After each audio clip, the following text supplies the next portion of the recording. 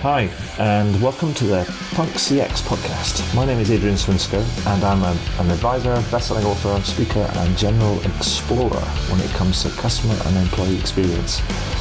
I'm really interested in figuring out what it takes to build organizations that produce better outcomes for both customers and employees. So with that in mind, I seek out and interview CEOs, entrepreneurs, business and tech leaders, authors and academics to uncover some clues about what it takes to build such an organization. Now, some of you may know the podcast as the Rare Business Podcast, but I decided to rename and rebrand the podcast recently. This is for a number of reasons. First one was to mirror the title of my book, Punk CX, which was published in June 2019. Two, because I'm a fan of punk music. And three, it's just more fun, right? Anyway, if this is your first time listening to one of these interviews, then hello and welcome. And please do dive into the archives at adrianswinsko.com, as I've now completed over 300 of these interviews in the last few years. If this is not your first time listening, then welcome back and thank you. Anyway, that's enough for me right now. Let's get into the interview.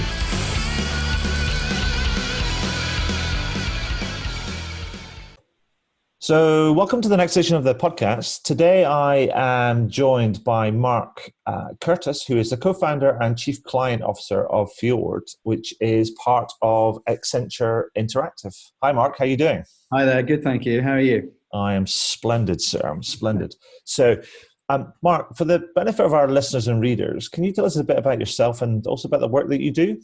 Sure. So I've been doing digital since 1993 when I got excited about the potential that technology held to change marketing.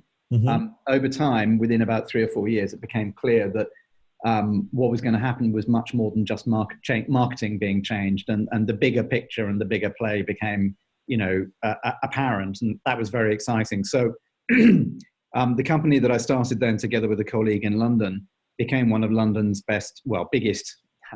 one of London's best known, I should say, web agencies, but doing other interactive stuff as well. We sold that to Razorfish in 1998, and we were Razorfish's first overseas acquisition. And then I helped run Razorfish globally for 3 years, and then myself and my co-founder, plus another guy called Olof Schibergson, we stepped out of Razorfish and started Fjord in 2001 in the middle of the dot-com crash.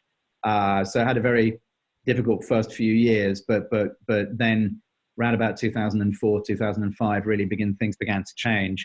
We became very obsessed with what was happening with the sort of cross-platform future, and we could see that complexity was on the rise, and that design, particularly what we call elegant simplicity, which is our design mantra, nice. That design was a solution to that. So we've been running this design company now since 2001. We sold the company to Accenture in 2013, so that's almost 7 years ago now. And we were 220 people in 9 studios when we did that, a couple in America, the rest across Europe and Istanbul. And we're now 33 studios, I think, in and around 1,300 people. So it's been phenomenal. It was already, really fascinating, and we enjoyed what we did a lot, but the shift in gear since we became part of Accenture Interactive has been really remarkable. Perfect, thank you. Well, when you say you got into digital back in 1993, I was like going, blimey, 1993, that's when I first started to stumble across the web, and it was like, I think almost before the advent of HTML, if I remember rightly. And then HTML came in, and then it kind of like changed like pretty much everything. Yeah. It was. I mean, I think it's a very long time ago now, but the remarkable thing was the realization that the ability to be able to talk back to a medium was epoch changing. Yeah. And which I owe my colleague Mike Beeston huge credit for having really spotted that. It wasn't so clear to me exactly what was changing. It was just clear that a lot was going to change. And we really built off that initial notion from then on. So, yeah. Super. So now, so we're here today to talk about, Fjord Accenture Interactive's design and innovation practices. You recently published a new set of what you call crowdsourced trends. Yeah. Can you tell me about those trends? Because a lot of people do this sort of work, and I just I saw some of the trends, and I thought there's some really interesting different stuff in there. And I wanted to ask you about them. And so can you quickly tell us about them and how long you've been publishing them for and some of the main themes that have come out this year? Okay, so we've been publishing them now for about 13 years. I slightly lose count. It's somewhere between 12 and 14. Interestingly, they started very much as a sort of commentary on the new technologies that were beginning to come in, from 2007 onwards. And a lot of the stuff we talked about was really talking about, well, here comes the iPad, for example. I can remember that very clearly. And what does that mean? And what does it mean? What does a cloud mean? And what is this going to mean for design and products and services? We still have a big, strong flavor of technology in the trends. I would say that over the last 3 to 4 years, we have, without meaning to, introduced more societal flavor into the trends, and talked about some of the changes about in society, but also the way in which society and technology are interacting together. So somewhere at the kind of intermingling of all of those is the heartland of trends. The guidance principle is that they should be about stuff that will affect the way in which we think about products and services over the next 2 to 3 years. We try not to look too far into the future. Right. Not future gazing about what will autonomous cars look like in 10 years' time. Fascinating though that is, we're really much more practically focused on, will we be thinking about this year, and will it make a difference to the way in which we design or conceive of things? Okay. They're crowdsourced insofar as we pull them genuinely from all of our designers. So that's actually a pretty big feat. We really do get content from the majority of our designers. We ladder those up through their studios. We look at the 3 to 4 best pieces of thinking per studio. We then do a huge exercise in what I would call pattern recognition globally, and say, well, what are we hearing here from Singapore and Dubai and Cape Town and Paris? And where are the commonalities, and where, therefore, do we think things are moving? And what's the what's the big picture here, which people can understand fairly rapidly, and then say, okay, I can begin to see how this affects my business. And are you seeing kind of regional kind of like patterns emerge as well? Because it's like I actually kind of, one of the things I kind of think about within this, experience sort of space is how often the consumer, the user, the client, or the customer is getting increasingly homogenized in many ways across different parts of the world. I mean, are you seeing regional differences as well? Yeah, definitely.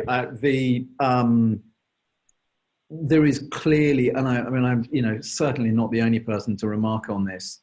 There is clearly a big difference in what people in China and Tokyo are seeing in terms of their expectancy, their expectations around what mobile can do in particular, compared with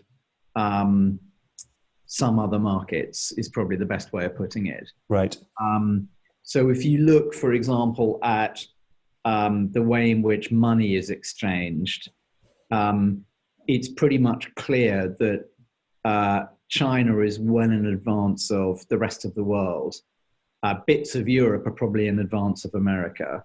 Right. And then if you look at Africa, they're heading out completely on their own into, relatively new territory, which may reinfect the rest of the world with their thinking. I mean, I'm not by no means the only designer to have commented that design at the edges frequently creates things which then become incredibly useful for mass market. Exactly. And I think, I really enjoy listening what our colleagues, we have a studio in Johannesburg, hearing what they have to say, because they're dealing with a different set of affordances in Africa. And so they've actually come on stream into Fjord in the last couple of years, and they provide, a very different perspective. But then, you also hear stuff which I remember last year hearing. It was somebody in Sao Paulo that pointed us at Lil Michaela, who is the Instagram character, completely synthetic person, who poses on Instagram all around the world and has a huge following. Last time I looked, it was in the millions. Right. And that actually triggered an entire trend last year once we realized there was something going on. So, and that trend is palpably global. Right. And before we dig into a few of these kind of trends, just to give people a flavor of them, and we'll make sure we point people to the full set of trends kind of in the show notes and at the end. I mean, do you also track, do you give yourself a report card in terms of looking at trends from previous years and how they've actually kind of played out? Yeah, that's a really good question. The answer is, formally, we've only done it once. We did it a couple of years ago, or maybe 3 years ago. Trends was 10 years old, and we went back over the trends over the last 10 years, and generally we got about 7 out of 10 right. Okay. We probably got about 1 out of 10 completely wrong, and 2 out of 10. I think what we got wrong was the timing, not the sentiment. Right. So, and I've often say this when I'm stand up and present this to clients, I give them a health warning, which is we tend to be slightly over optimistic on time, and see things which are happening. We're usually reasonably correct on what's happening. We tend to be a bit ambitious and not thinking about when it's going to happen. Right. And so bear that in mind when you're listening or to them or reading them. That's our own caveat. And that's born out of actually that process of looking back over the last few years. So that sounds like a B+, possibly kind of bordering an A-. Yeah, look, we should be hard on ourselves, and B+ is probably pretty fair. I think it's in the nature of trends that you have to cast pretty wide and use some imagination to guess where things are going. You're not going to get it right all of the time. Well, absolutely. So actually, we've talked around some of these trends. Let's dig into a few of the trends just to give people a flavor of them. And I've picked out a couple, or like a handful, that sure. I wanted to ask you about. So the first one I wanted to ask you about was this one that's titled kind of Many Faces of Growth. Yes. Tell me about that one, and what's the emergent thing that you see kind of happening that underpins the many faces of growth? So the best way to start this one is by talking about there was a zeitgeist moment last year, which was the American Business Roundtable, which is certainly in Europe, a sort of not very well-known collection of the top 200 CEOs in the US. 182 of them, and interestingly, therefore, it was not unanimous. 182 of them signed off a memorandum, which in essence said, this is sometime like September, October. In essence, what it said is our obsession with profit as the only measure of a business has to change. And we have to take on board a wider set of societal values. And it was you can be cynical about how many of them really meant it, how many of them are going to act on it. I think that cynicism would be misplaced. I think the question is, how able are they to act on what in many cases was a well-meaning and actually really intended statement.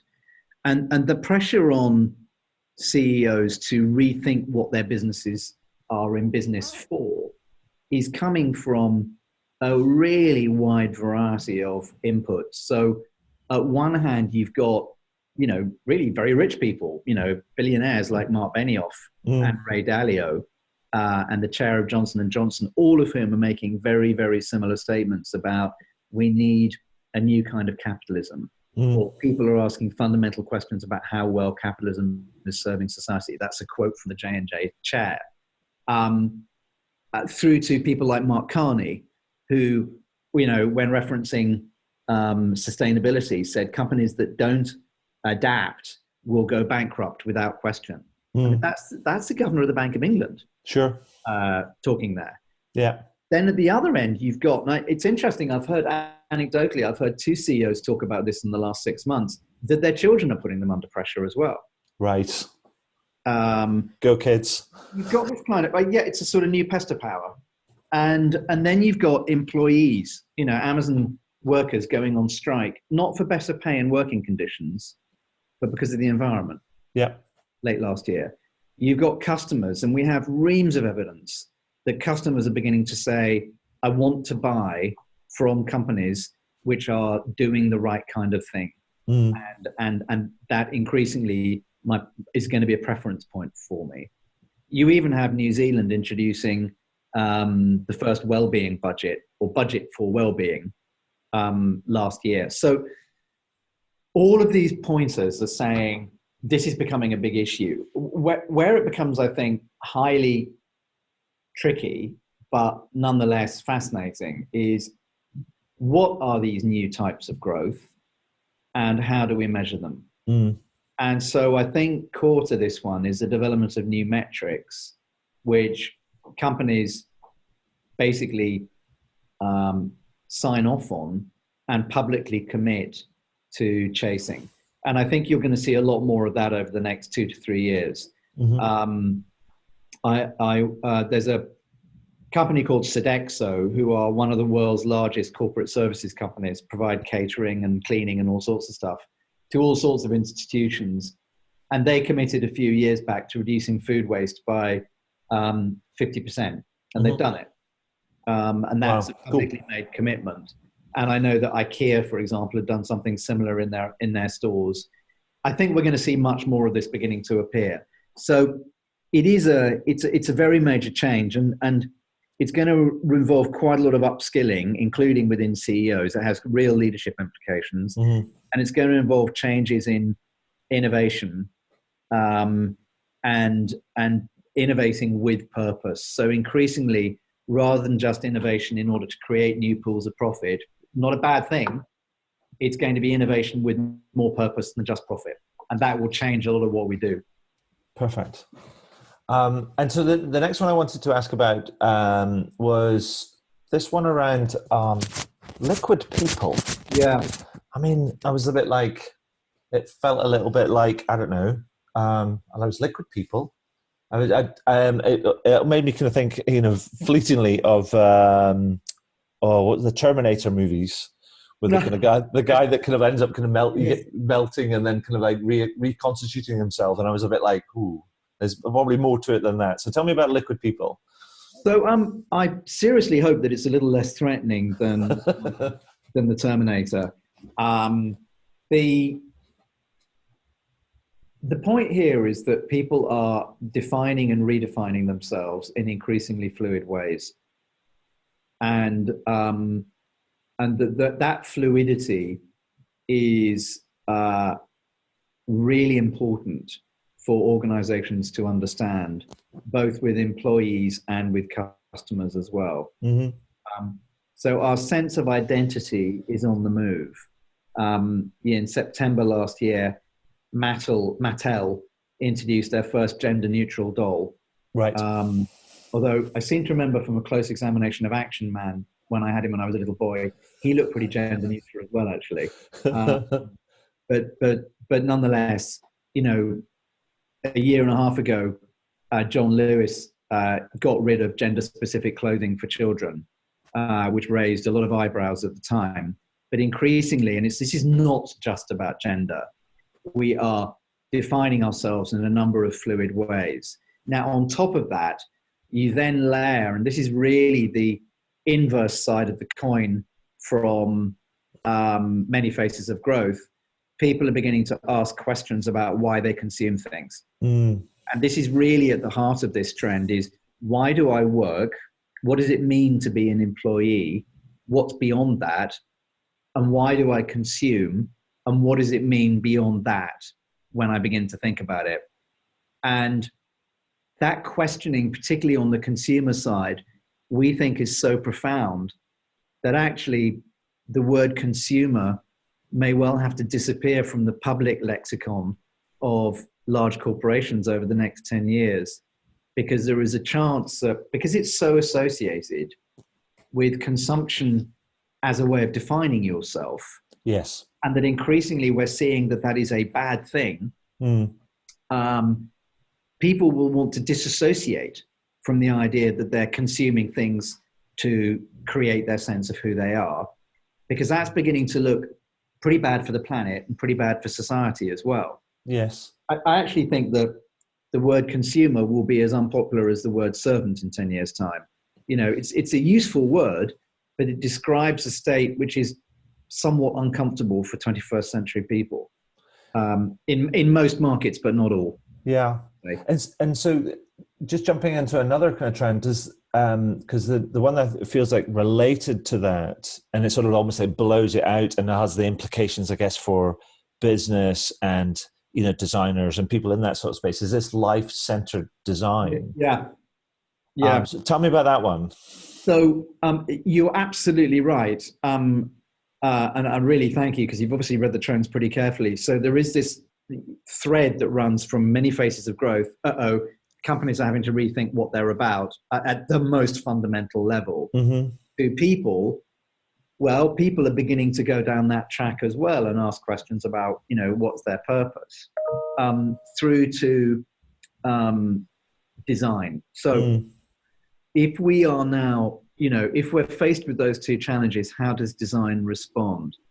And the first observation there is that the whole idea of user-centered design begins to look like it's not actually meeting the needs of society and people at the same time well enough, because it carries with it implicitly the ruthless focus on the selfish needs of one individual. It carries with it an implication of not really considering the system around that individual and the effects of that system. You know, we can't all have what we want when we want it.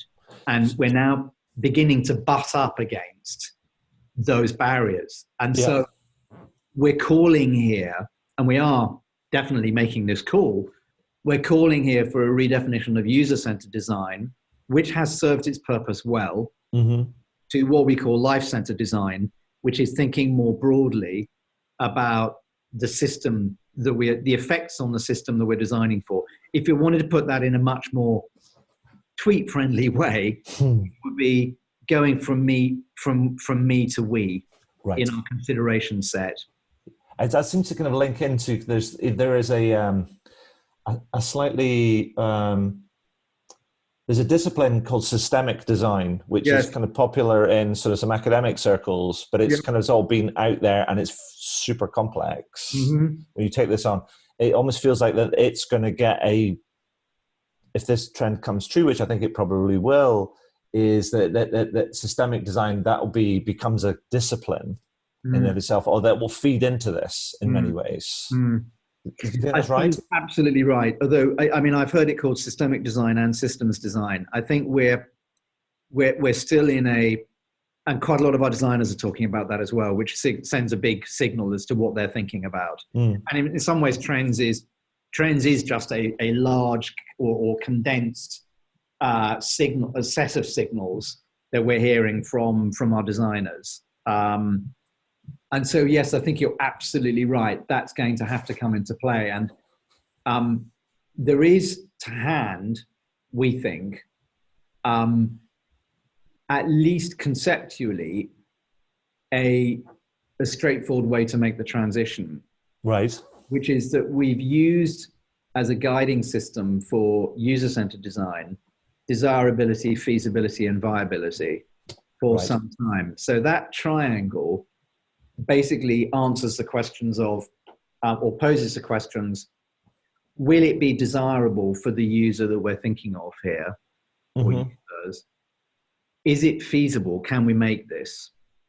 You know, it might be desirable for me to be able to travel from here to New York in 1 hour, but actually, is it feasible? Well, actually not at the moment. Sure. And then, is it viable? Can we make money out of it? Right. It may even be feasible to travel to New York in 1 hour, but if we can't make money out of it, then it isn't going to happen. Mm. So, but if you roll into the other sort of thing around the kind of the many faces of growth, then the kind of the profitability and bottom line of it takes on a bigger kind of meaning, because it's like, can we make money out of it, but can we do it sustainably? yes, that respects different kind of like members of our our broader community. well, now basically, this is exactly where we're going. So if you take that one, what you're talking about there is viability. Mm. Viable is no longer just about profit. Mm. It's about a broader set of systemic things. Mm. The feasible one is no longer just about, can we hack any old way to make this? It's, can we make this in a way which takes into account the hidden costs. I'm trying to remember what the terminology is. Kate Raworth uses them in her book, Donut Economics. Damn it. I'll get it in a moment. That's okay. And then desirability is all about not just the desirability to you, but it's the desirability socially of something happening. And so, like I say, I'm making it sound simple. It won't be. It's difficult and is a new era of challenge for design. Make no mistake about that. Do you think there's also a dimension where that, given all these kind of changes, that consumers or users or clients or customers, whatever you want to call them, people that are buying in whichever way sort of products and services, are going to look increasingly to companies and organizations to be their agent of change in many ways? Now that's so it's a bit like, I want to do this, but I'm just me. So the word, by the way, I was looking for were externalities. There you go. Yes. So externalities are the costs that have to be put into feasible. You're absolutely right. And so one of the things that we've been talking about a lot recently is what I call a triple purpose alignment. So that basically is a simple thing of, how do you align the purpose of the organization with the purpose of its customers? Mm-hmm. How do you align the purpose of the organization with the purpose of its employees? Mm-hmm. That's really important. Mm-hmm. And then if you really want to kill it, how do you align the purpose of the customers with the purpose of the employees? Right. That's the final alignment, and probably the one most people will miss. Mm. But if you can align those three, in theory, at least, you're creating a really powerful organization. Perfect. Hopefully that answers your question. Yeah, it does, but it also kind of poses a big challenge to people listening and they're going like, oh my God, it finds like you've got to solve all these triangular puzzles. Yeah. And we shouldn't say you're right, and it's not easy, but look at the number of design challenges we've resolved over the last 20 years or more. Mm. And of course, we should be humble. This is not just about design. No. It's about a whole range of things across business. Yeah. And there are some awkward questions about who owns purpose in an organization. Mm-hmm. As indeed, you're probably aware, there are awkward questions about who owns the customer experience. Well, yes, indeed. And well, I'm not going to go into that. I had a thought, and I'm not going to go into that because I know you're pressed for time, because we could disappear in that debate. But Mark, those we've just talked about, three very interlinked design, very interlinked kind of trends, and there's a whole bunch of other ones. Is there any that you want to sort of highlight that you think we've missed out before we kind of, just kind of bring this to an end, and we point people to the trends, their own volition? My favorite other trend this year, and favorite is not defined by the biggest impact or anything else. It's just the one which I find myself thinking about a lot. Is one we're calling digital doubles. Okay. And, what is interesting about this trend is that our belief is that there is now a known and reasonably well understood concept called digital twins. in the world of industry, where large pieces of machinery, think passenger plane, for example, have digital twins which are used for monitoring and predictive maintenance. Right. And our belief is that there are a number of very clear signals that we're shifting to a place where those digital twins will begin to happen for us as individuals. And we call them digital doubles. And that those digital doubles become, we think, the repositories of our data, but possibly also agents for us that go out and carry out transactions for us. And, right. and think, about Google Duplex, for example. That's an early sign of what's happening. Think about the number of synthetically real models who are now being offered to fashion companies to represent them instead of real models, with some significant advantages. As in, they won't be caught in a nightclub at 3 a.m. doing coke. Presumably repeat fees are much lower, et cetera, et cetera. And then look at EterniMe, which is a service which is claiming it's increasingly going to be able to digitize you so that your descendants will always be able to interact with you. Now, that's fascinating, but wouldn't it be almost more interesting to have a digital double for you, which was able to do things for you and represent you in real time, and then maybe live on as well? That's kind of beyond our purview. So I find that trend absolutely fascinating. And it's a bit of a guess on our side because no one's actually made one of these yet, but so many signals are pointing in the same direction. And then it poses lots of interesting questions about data and trust. Well, yeah, I was just thinking about that you see some of that sort of stuff emerging in this personal information economy and ownership of data, and and there's been some almost like false starts in that sort of space. Yes. But it's still there. Yeah. And it's, it is fascinating. And I think what your trend is trying to do is trying to extend that and almost to see what may happen, what might be possible. Correct. So if I was to say to you, somebody's listening to this, they're reading the highlights and they're thinking about kind of trends, these trends, or they go and look at the trends. I mean, if you read them all and you just sort of like absorb them, as it were, it can feel slightly overwhelming. So if there was an executive or a leader listening to this, and you were to say, actually read them, try and absorb them, but then think about this as a first sort of step, because sometimes people can get kind of just addled in their sort of thinking when they think about almost all these different dimensions that the trends offer. I mean, where should they kind of start thinking about this? How should they approach the implications of these trends, let's say? I think the crucial question to answer circles around purpose, okay, organizational alignment around purpose, and how you use purpose to define new ways of growing. Right. Perfect. That's great. And Mark, one final thing before we sort of wrap up. And as we were talking about just prior to starting this kind of call, I wrote a new book recently. I published a new book recently called Punk CX. And what I've been doing is I've been doing a bit of social research on all these different interviews.